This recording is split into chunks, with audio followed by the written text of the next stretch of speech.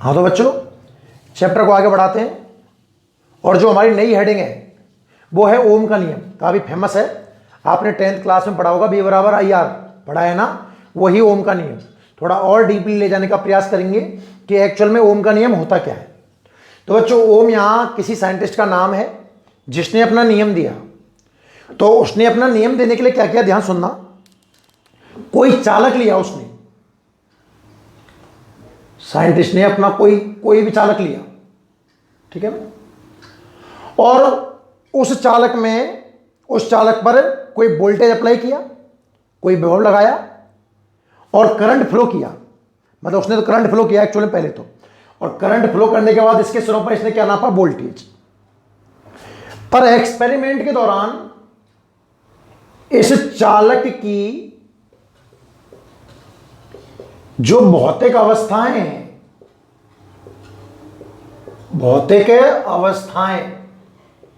कैसी होनी चाहिए, नियत। जब उसने अपना ये एक्सपेरिमेंट किया था बच्चों, तो जो चालक की जो फिजिकल क्वांटिटीज हैं, अब यहां फिजिकल क्वांटिटी से मतलब क्या है, फिजिकल क्वांटिटीज से मतलब उन सभी चीजों से है जिनसे प्रतिरोध परिवर्तित हो सकता है। जैसे कि चालक की लंबाई, चालक का अनुप्रस्थ काट, ना तो आप लंबाई बदल सकते हो चालक के बच्चों, ना आप अनुप्रस्थ काट चेंज कर सकते हो, ना आप उसकी प्रकृति, जैसे लोहे का तार है तो वो लोहे का ही रहेगा, ऐसा नहीं कर सकते आप कभी लोहे का कभी चांदी का। ना क्या क्या नहीं बदले, ध्यान रखना। ना लंबाई चेंज हो सकती है, ना अनुप्रस्थ काट चेंज होगा, ना प्रकृति, और ना ही उसका ताप चेंज होगा। ये 4 फिजिकल क्वांटिटी ऐसी हैं जिन्हें चेंज करने से प्रतिरोध बदल जाता है। याद रखना, आपने पढ़ा होगा प्रतिरोध की निर्भरता, लंबाई, अनुप्रस्थ काट, प्रकृति और ताप, इन सबको कांस्टेंट रखना है। तो ओम ने क्या बताया कि यदि हम चालक की भौतिक अवस्थाएं नियत रखें, एक चालक ले लें और उसकी भौतिक अवस्थाएं कैसी हो, नियत, तो इसके सिरों के मध्य जो विभव बनता है V, विभवांतर जो बनेगा, वो इसमें प्रवाहित धारा के कैसा होगा, समानुपाती। ओम के अनुसार सुन लीजिए क्या होता है ओम का नियम। ओम के अनुसार या इस नियम के अनुसार यदि चालक की भौतिक अवस्थाएं नियत हों, कोई पूछे भौतिक अवस्था से मतलब क्या है, उन सभी चीजों से है जिनसे प्रतिरोध परिवर्तित हो सकता है, जैसे कि लंबाई, अनुप्रस्थ काट, प्रकृति और ताप। अगर इन सबको मैं कांस्टेंट रखूं तो चालक के सिरों के मध्य जो विभवांतर है ना, वो उसमें प्रवाहित धारा के कैसा होगा, समानुपाती। फिर समानुपाती को हटा करके इक्वल काम मिलेंगे, तो बच्चों कोई ना कोई कांस्टेंट काम में आएगा। आर काम में आता है, पढ़ा है ना, B बराबर IR, वही चीज तो है। आर समानुपाती स्थिरांक है। क्या है आर, समानुपाती स्थिरांक, और इसे ही कहा जाता है बच्चों चालक का प्रतिरोध। तो यहां से जो आर का सूत्र निकल के आता है वो आता है B/I। क्या सूत्र बनता है आर बराबर B/I। एक सूत्र और भी आर का आपको पता हो तो कौन सा, ρL/A। चर्चा को आगे बढ़ाएंगे पर पहले आप यहां तक नोट कीजिए, ठीक है ना। कुछ छोटी छोटी बातें इसमें नोट कराते हैं। तो आप हेडिंग लिखिए पहले, ओम का नियम। हेडिंग लिखें बच्चों, ओम का नियम। और ओम के नियम में लिखो आप, देखो इस नियम के अनुसार, इस नियम के अनुसार, हेडिंग लिखें आप ओम का नियम, और ओम के नियम में लिखो इस नियम के अनुसार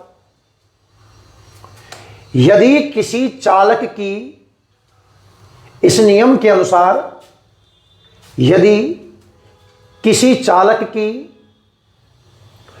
भौतिक अवस्थाएं नियत हों, इस नियम के अनुसार यदि किसी चालक की भौतिक अवस्थाएं, भौतिक अवस्था के यहां एक ब्रैकेट बनाइए और उस ब्रैकेट में आप लिखिए लंबाई, कौमा अनुप्रस्थ काट, कौमा प्रकृति तथा ताप। दोबारा बोल रहा हूं, ध्यान सुनना। इस नियम के अनुसार यदि किसी चालक की भौतिक अवस्था, ब्रैकेट बनाइए, लंबाई, कौमा अनुप्रस्थ काट, कौमा प्रकृति तथा ताप नियत हो, ताप नियत हो, इस नियम के अनुसार यदि चालक की भौतिक अवस्थाएं नियत हों तो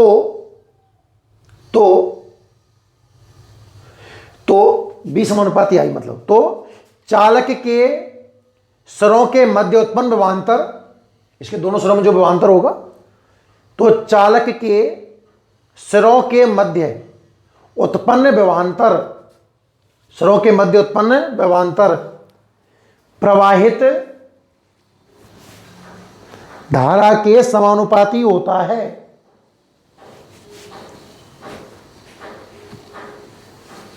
ओम के नियमानुसार यदि किसी चालक की भौतिक अवस्थाएं जैसे लंबाई, अनुप्रस्थ काट, प्रकृति, ताप नियत हो तो चालक के सिरों के मध्य उत्पन्न विभवांतर चालक में प्रवाहित धारा के समानुपाती होता है। यह बच्चों ओम का नियम है। लिख रहे होंगे, कोई आगे पीछे रह गया हो तो वीडियो को थोड़ा पीछे करके दोबारा चला लेना। आगे बढ़ते हैं, लिखिए बी समानुपाती आई, नीचे लिखें वी, यहां से देख करके बोर्ड से, वी समानुपाती आई, फिर नीचे लिखिए बी बराबर आई आर, वी समानुपाती आई, फिर लिखिए बी बराबर आई आर, नीचे लिखें जहां आर समानुपाती स्थिरांक है, जहां आर समानुपाती स्थिरांक है जिसे चालक का प्रतिरोध कहते हैं, जहां आर समानुपाती स्थिरांक है जिसे चालक का प्रतिरोध कहते हैं, आर समानुपाती स्थिरांक है जिसे चालक का प्रतिरोध कहते हैं। और नीचे आर का सूत्र में लिख दे, दोनों सूत्र लिख दीजिए, आर बराबर वी बटे आई, आर बराबर बी बटे आई बराबर रो एल बटाई, बराबर रो एल बटाई। देखिए बच्चों, ये बिल्कुल वैसी ही चीज है जैसी धारिता थी। धारिता में मैंने आपको क्या पढ़ाया था कि Q समानुपाती है V के, समानुपाती को हटाए कांस्टेंट C काम में लिया था, Q बराबर CV, और C का सूत्र बन गया था Q अपॉन V। याद आया ना? तो बात वही है, वहां Q और B का काम है, यहां B और I का है, B और I समानुपाती है तो R निकल के आ गया। तो धारिता वाले चैप्टर में मैंने आपको एक बात कही थी कि C का मान Q और B पर डिपेंड नहीं करता। धारिता आवेश और विभव पर डिपेंड नहीं करती। क्यों नहीं करती? क्योंकि बाय चांस आपने आवेश को बढ़ा के डबल कर दिया तो बच्चों आवेश और विभव तो समानुपाती हैं। अगर आवेश डबल हो गया तो विभव भी तो डबल हो गया होगा, तो विभव बी ना होकर 2 भी हो गया, 2 से 2 कैंसिल हो गया, तो अभी भी आंसर Q अपॉन बी ही निकल के आया। इसका मतलब C का मान Q और B पर डिपेंड नहीं कर रहा था। सेम प्रॉपर्टी यहां रहेगी। क्या प्रतिरोध का मान बताइए B और I पर डिपेंड करेगा? क्या प्रतिरोध का मान विभव और धारा पर निर्भर करना चाहिए? आंसर होगा नहीं। क्यों नहीं करना चाहिए? क्योंकि सब B और I भी तो समानुपाती राशियां हैं। अगर मैं B को बढ़ा के डबल कर दूं तो I भी तो बढ़ के डबल हो जाएगा और आंसर वापस से वही आएगा, कोई फर्क पड़ने वाला नहीं है। तो आप नीचे एरो लगा के लिखिए इस बात को, एरो लगा करके आप ये बात लिखिए, प्रतिरोध का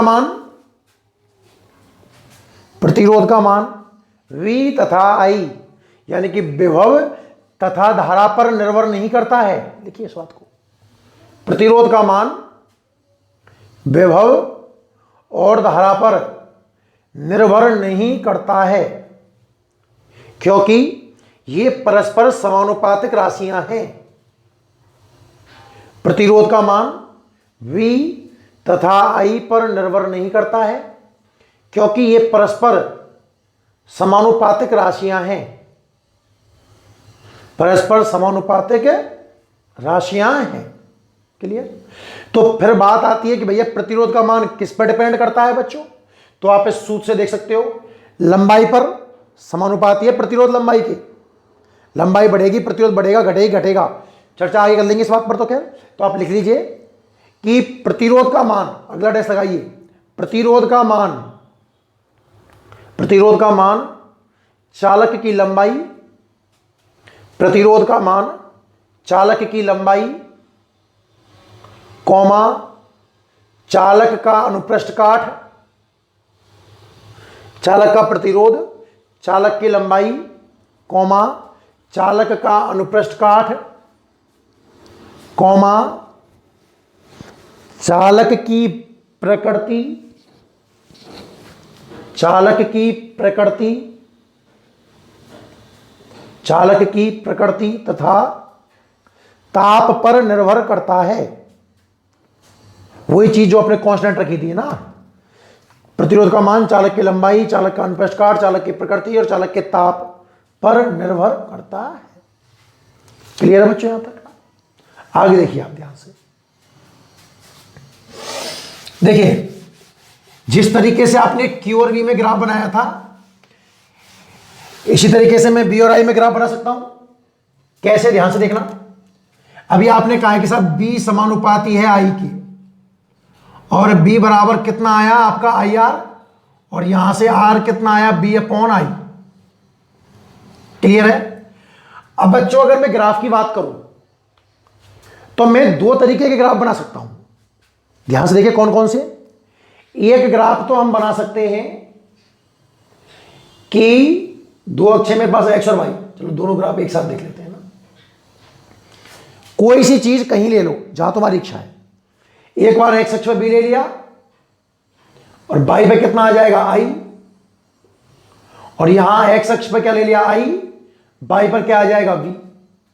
तो अगर मैं बी और आई में ग्राफ प्लॉट करूं तो बच्चों बी और आई समानुपाती राशियां हैं, और समानुपाती का ग्राफ कैसा आएगा? बिल्कुल केंद्र से गुजरती हुई सीधी रेखा, ये वाला।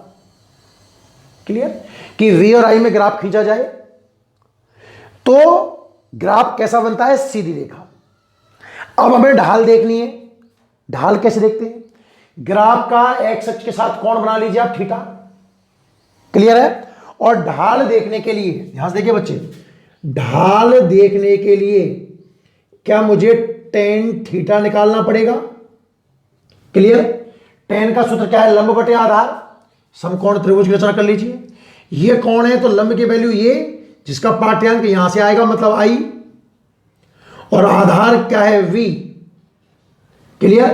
तो ध्यान से देखो, ढाल का सिंबल वैसे स्मॉल एम होता है, और आई अपॉन बी को क्या मैं 1 अपॉन आर जमा दूं, तो यहां से जो आर आया वो आया 1 अपॉन एम। कि अगर आपने ये वाला ग्राफ बनाया, एक्स अक्ष पे आपने बी लिया और वाई अक्ष पे आपने क्या लिया? आई, तो ढाल का उल्टा प्रतिरोध कहलाता है। ढाल का उल्टा क्या कहलाता है? प्रतिरोध। और अगर आपने ये ग्राफ बनाया, वापस से ढाल निकालो फटाफट रफ्तार में, ये कौन थीटा, ये लंब डाल के देख लिया, मुझे ढाल चाहिए एम, तो वो होगी साहब टेन थीटा। टेन थीटा का सूत्र है लंब बटे आधार। ये कौन है? लंब कितना हो जाएगा? वी। आधार कितना आ जाएगा? आई। और बी अपॉन आई किसका मान है? आर। तो आर का मान कितना आ गया? एम। मेरी बात समझिए आप, कि अगर मैं बी और आई में ग्राफ बनाता हूं तो ग्राफ कैसा आता है? सीधी रेखा। उस ग्राफ की ढाल या ढाल का व्युत्क्रम प्रतिरोध को दर्शाता है। तो एक लाइन लिख लीजिए आप, डैश लगाइए, एरो लगाइए, एरो में लिखिए आप, यदि V तथा I, यदि V तथा I के मध्य ग्राफ बनाया जाए,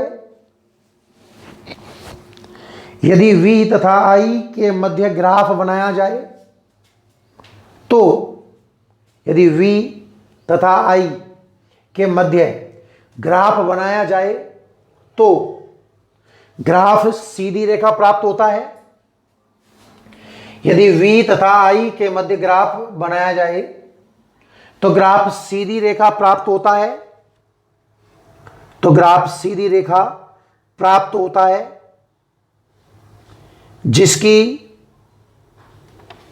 जिसकी ढाल या ढाल का व्युत्क्रम, वो डिपेंड करेगा कि ग्राफ कौन सा बनाया आपने, है ना। यदि V और I के मध्य ग्राफ बनाया जाए तो ग्राफ सीधी रेखा प्राप्त होता है जिसकी ढाल या ढाल का व्युत्क्रम प्रतिरोध को दर्शाता है। यदि V और I के मध्य ग्राफ बनाया जाए तो ग्राफ सीधी रेखा प्राप्त होता है जिसकी ढाल या ढाल का व्युत्क्रम प्रतिरोध को दर्शाता है। क्या लगाया मैंने अभी आपको? दोबारा सुनाता हूं फटाफट ओम के नियम में। एक तो आपको ओम के नियम का स्टेटमेंट याद होना चाहिए कि इस नियम के अनुसार यदि चालक की भौतिक अवस्थाएं जैसे कि लंबाई, अनुप्रस्थ काट, प्रकृति और ताप नियत रखा जाए तो चालक के सिरों पर उत्पन्न विभवांतर प्रवाह धारा के समानुपाती होता है। बी समानुपाती आई, बी बराबर आई आर, जहां आर समानुपाती स्थिरांक है, चालक का प्रतिरोध कहते हैं, आर बराबर बी बटे आई या रो एल बटा ए। फिर मैंने फर्स्ट एरो में लिखाया है आपको कि आर का मान बी और आई पर डिपेंड नहीं करता है, क्योंकि ये समानुपाती राशियां हैं। जिस अनुपात में वी चेंज होगा उसी अनुपात में आई चेंज होगा, इसलिए आर पर कोई इफेक्ट पड़ने वाला नहीं है। फिर आर किस पर डिपेंड करता है बच्चों? लंबाई पर, अनुप्रस्थ काट पर, प्रकृति पर और ताप पर। क्लियर है? अगर मैं बी और आई के मध्य ग्राफ बनाऊं तो ग्राफ सीधी रेखा प्राप्त होगा, उसकी ढाल या ढाल का व्युत्क्रम प्रतिरोध को दर्शाता है। क्लियर? अब इसमें कुछ एक दो प्रकार के हम क्वेश्चन भी देख सकते हैं। ऐसे क्वेश्चन आपने संधारित्र में भी किए थे। देखिए क्या क्वेश्चन बन सकता है। एक तो जनरल क्वेश्चन है, बिल्कुल वो आप कर चुके हो पहले ऐसा क्वेश्चन, ध्यान से देखिए। यहां कुछ मान लो इसने वोल्टेज दिया हुआ है V, यहां मान लो करंट दिया हुआ है I। क्लियर है? यहां तक ये आपको दो प्रतिरोध दे दिए, ये लो, इसका मान सपोज कुछ भी मान लो R1 और इसका मान क्या मान लो R2। क्लियर है ग्राफ? अब आपको यह बताना है कि R1 R2 में कौन सा आंसर सही है। R1 बराबर R2 है कि R1 ज्यादा है R2 से, कि R2 ज्यादा है R1 से, या क्या आंसर हो सकता है। तो बच्चों जो फुल मेथड है वो क्या कहता है, सुनना ध्यान से। ये पहले वाला चालक है ना, इसका एंगल मान लीजिए आप θ1 और दूसरे वाले चालक का एंगल मान लीजिए आप θ2। तो बच्चों आपको दिख रहा होगा कि θ2 बड़ा है θ1 से, दोनों में अगर tan सेट कर दूं तो tan θ2 बड़ा है tan θ1 से। यहां तक बात समझ में आई सबको? ठीक है। अब इस कंडीशन में देखो, जो tan है मतलब जो ढाल है वो या तो r होगी या 1/r होगी। तो देखते हैं कौन सी कंडीशन है। कोण लंब बटे आधार tan। अब देखो समकोण त्रिभुज बना के सोचिए, ये कोण है तो लंब कितना है I और आधार कितना है B, मतलब यहां जो tan है वो I/B है और I/B होता है 1/r। तो जो tan θ2 है ना बच्चों, ये तो बन जाएगा 1/r2 और ये बन जाएगा 1/r1। उल्टा करने पर असमिका का चिन्ह घूम जाता है, मतलब कौन ज्यादा है R1 और कौन कम है R2। ये तो हुआ इसका प्रॉपर तरीका, पर मैंने आपको शॉर्टकट सिखा रखे हैं। आंसर देखते ही बोल सकते हो आप। कैसे? कि आप तो R के सूत्र का उच्चारण करो दिमाग में, R बराबर B/I। क्लियर? तो R B के समानुपाती दिख रहा है एक तरीके से। अगर मैं I कांस्टेंट मानूं तो वोल्टेज वाला अक्ष पकड़ लीजिए, उसके नजदीक है वो बड़ा और दूर है वो छोटा। तो वोल्टेज के नजदीक कौन आया? R1 बड़ा है और R2 कैसा है? छोटा। इसी क्वेश्चन को अगर मैं उल्टा बना दूं, ध्यान से देखिए, यहां ले लें हम I, यहां ले लें हम B, ये बना दें हम R1 और ये बना दें हम R2। तो अब जरा ध्यान से देखना, शॉर्टकट की बात करें तो बच्चों R बराबर B/I, वोल्टेज अक्ष पकड़ लो, पकड़ लिया, नजदीक कौन है इसके? R2, सबसे बड़ा R2, उसके बाद R1, मतलब आंसर आएगा R2 बड़ा है R1 से। अगर मैं बात करूं मेथड की तो बच्चों इसका एंगल θ1, इसका एंगल θ2 बड़ा है θ1 से, tan θ2 बड़ा होगा tan θ1 से। अब इस कंडीशन में जो tan θ है वो या तो होगा R और या होगा 1/r। तो ध्यान से देखो, समकोण त्रिभुज अगर दिमाग में आप सोचते भी हो तो कोण बराबर tan लंब बटे आधार, ये कौन है? लंब कितना होगा V और आधार कितना होगा I, और B/I तो R होता है, मतलब ये प्रतिरोध है। तो ये तो R2 और ये R1, ज्यादा कौन सा है? R2, कम कौन सा है? R1। क्लियर? दोनों क्वेश्चन स्क्रीन पॉज करके ढंग से सॉल्यूशन आप लिख लेना। कितने क्वेश्चन बना सकता हूं? एक क्वेश्चन आपको मैं दे रहा हूं जिसका आंसर आपको कमेंट बॉक्स में लिखना है बच्चों। क्वेश्चन ये है, चलो कुछ भी ले लूं, यहां ले लिया मैंने V और यहां ले लिया मैंने I। क्लियर? और 3 चालक ले लिए, ये लो, इसका नाम R2, इसका नाम R1, इसका नाम R3। समझ में आ गया? क्वेश्चन कह रहा है कि आपको R1, R2 और R3 का क्रम बताना है। कमेंट बॉक्स में आप इसका आंसर बताओगे मेरे को। क्लियर है कहानी? यहां तक सबको समझ में आ रहा है भाई ढंग से? ठीक है। अगला जो क्वेश्चन है, नेक्स्ट जो क्वेश्चन है, मैं उसकी बात करता हूं। देखो बच्चों, जो अगला क्वेश्चन है वो हमारी बुक का ही क्वेश्चन है। ये देखिए, ये डायग्राम बना हुआ है आपको, एक्स अक्ष पे I दिया हुआ है, वाई अक्ष पे B दिया हुआ है, ये डाटा दिया हुआ है और बोल रहा है कि इस चालक का प्रतिरोध हमें ज्ञात करना है। बहुत सरल क्वेश्चन है वैसे तो बच्चों। प्रतिरोध की बात करता हूं तो प्रतिरोध का सूत्र है R बराबर V/I। अब आप कोई सी भी एक कंडीशन ले सकते हो, जैसे कि अगर आप बात करते हो कि भाई B का मान 2 लोगे तो I का मान 0.1 लेना होगा, B का मान 4 लोगे तो 0.2 लेना होगा। इस तरीके से आप कोई भी एक कंडीशन काम में ले सकते हो। तो मैं मान लो B का मान 2 ले रहा हूं, तो B का मान तो हो गया 2, इसके अकॉर्डिंग I का मान कितना है 0.1, तो यहां से जो R आएगा पॉइंट ऊपर चला जाएगा और आंसर आएगा बच्चों 20 ओम। मतलब इस चालक का प्रतिरोध कितना है 20 ओम है। कितना प्रतिरोध है 20 ओम। फटाफट आप नोट करें। क्लियर? स्क्रीन पॉज करके आप इसको नोट कर लीजिए। ठीक है, एक बात और बस लास्ट 2 मिनट और लेंगे ना, कि ओम के नियम के आधार पर उपकरणों को 2 भागों में बांट दिया गया है बच्चों। एक तो होती है ओमीय युक्ति। पहली कौन सी है बच्चों? ओमीय युक्ति। और दूसरी कौन सी होती है? अनोमीय युक्ति। ओम के नियम के आधार पर पदार्थों को कितने भागों में बांटा गया है? 2 भागों में। कौन कौन सी है बच्चों? पहली ओमीय और दूसरी कौन सी है? अनोमीय। पहली ओमीय, दूसरी कौन सी है? अनोमीय। तो जैसा कि नाम से पता चल रहा है आपको, ओमीय युक्तियां कौन सी होंगी? ओमीय वो युक्तियां हैं जो ओम के नियम का पालन करती हैं। बिल्कुल सरल परिभाषा है। और अनोमीय वो युक्तियां हैं जो ओम के नियम का पालन नहीं करती हैं। और अच्छे शब्दों में कहूं, ओम के नियम का पालन करने का मतलब है कि जिनके लिए BI ग्राफ सीधी रेखा हो। BI ग्राफ कैसा हो बच्चों? सीधी रेखा। वो तो कौन सी है? ओमीय। ओमीय के बारे में 2 बात याद रखना। ऐसी युक्तियां जो ओम के नियम का पालन करती हैं ओमीय कहलाती हैं, और इनके लिए VI ग्राफ कैसा मिलता है? सीधी रेखा। दूसरी बात बच्चों अनोमीय युक्ति की, ऐसी युक्तियां जो ओम के नियम का पालन नहीं करती हैं या जिनके लिए VI ग्राफ सीधी रेखा प्राप्त ना होकर वक्राकार प्राप्त हो, वक्र जैसा प्राप्त हो, वो कहलाती हैं अनोमीय युक्तियां। अनोमीय के कुछ उदाहरण भी हैं, जैसे कि डायोड,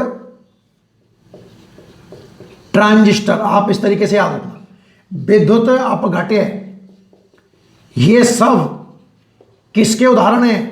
अनोमीय युक्तियों की। क्लियर? तो आप हेडिंग लिखो नेक्स्ट। 2 छोटी छोटी हेडिंग है। हेडिंग लिखे बच्चों, एक है ओमीय युक्तियां। ओमीय युक्तियां,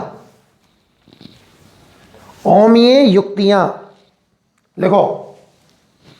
ओमीय युक्ति में लिखो ऐसी युक्तियां जो ओम के नियम का पालन करती हैं। ओमीय युक्तियों में लिखो ऐसी युक्तियां जो ओम के नियम का पालन करती हैं।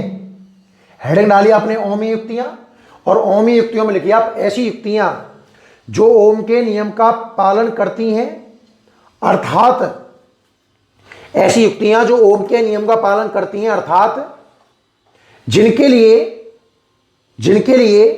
V तथा I के मध्य ग्राफ सीधी रेखा प्राप्त हो। ऐसी युक्तियां जो ओम के नियम का पालन करती हैं, ऐसी युक्तियां जो ओम के नियम का पालन करती हैं, अर्थात जिनके लिए V तथा I के मध्य का ग्राफ, तथा जिनके लिए V और I के मध्य का ग्राफ सीधी रेखा प्राप्त हो, ओमीय युक्तियां कहलाती हैं। लिख दो बराबर जल्दी से। ऐसी युक्तियां जो ओम के नियम का पालन करती हैं, अर्थात जिनके लिए V तथा I के मध्य ग्राफ एक सीधी रेखा प्राप्त होता है, ओमीय युक्तियां कहलाती हैं। एग्जाम्पल लिख दें चालक।